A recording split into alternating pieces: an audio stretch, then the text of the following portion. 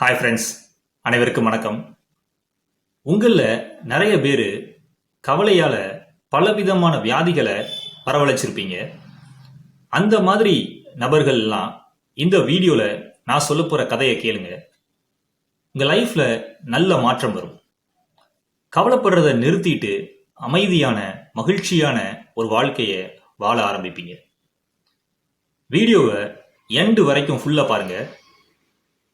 ஒரு இளைஞன் நரம்பு தளர்ச்சி வியாதியால ரொம்ப கஷ்டப்பட்டாரு. இந்த வியாதி அவருக்கு வர மிக முக்கியமான காரணம் அவருடைய கவலை பழக்கம்தான்.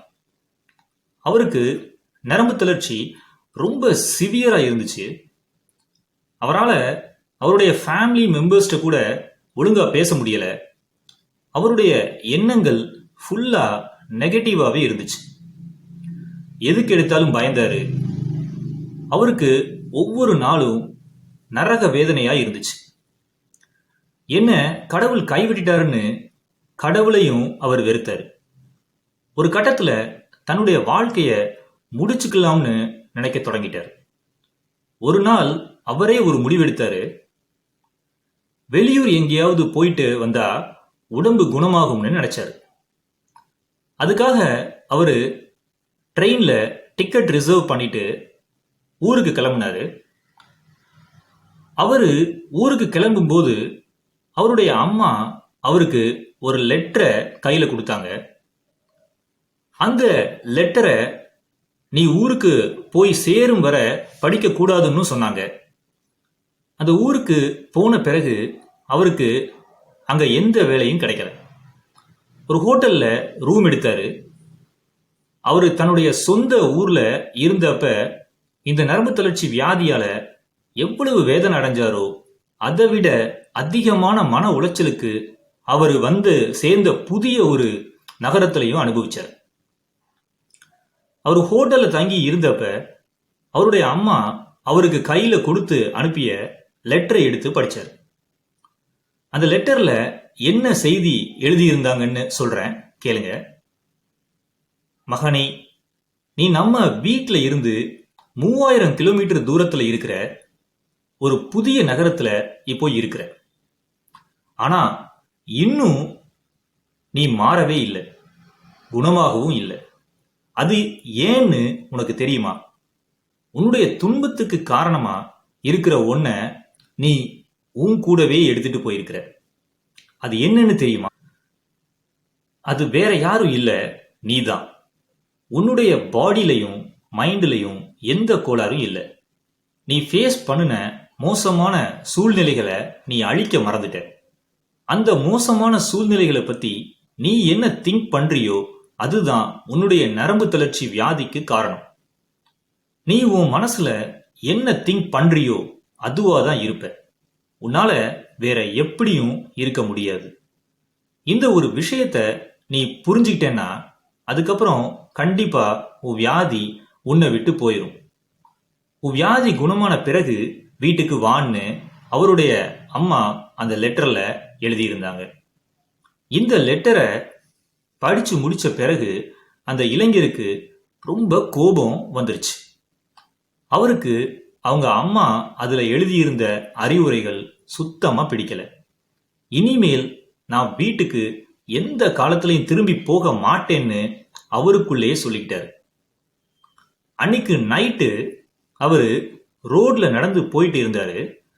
அந்த வழியில ஒரு கோயில்ல பிரார்த்தனை நடந்துட்டு இருந்துச்சு.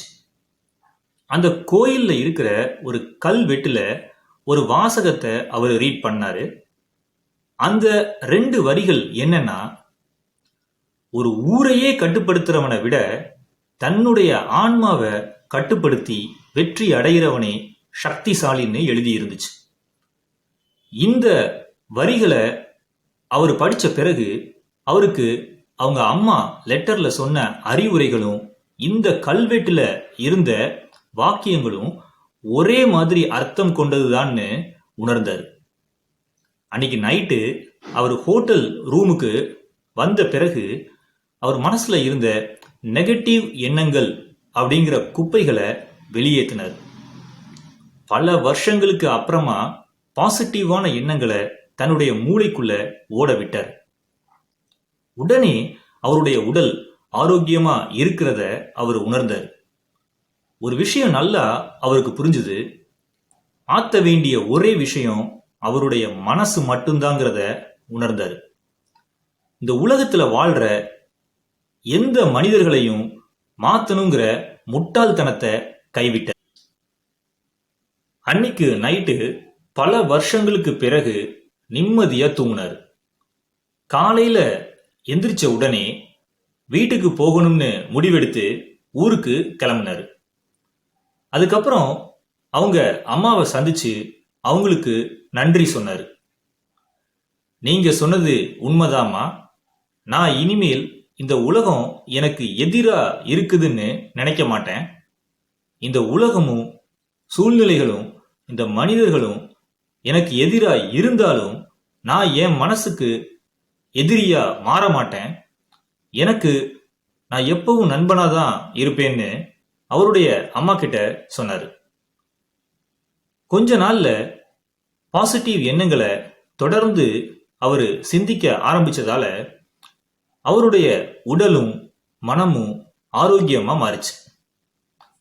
அதுக்கப்புறம் அவருடைய வியாதி அவருக்கு முழுமையா குணமாயிருச்சு.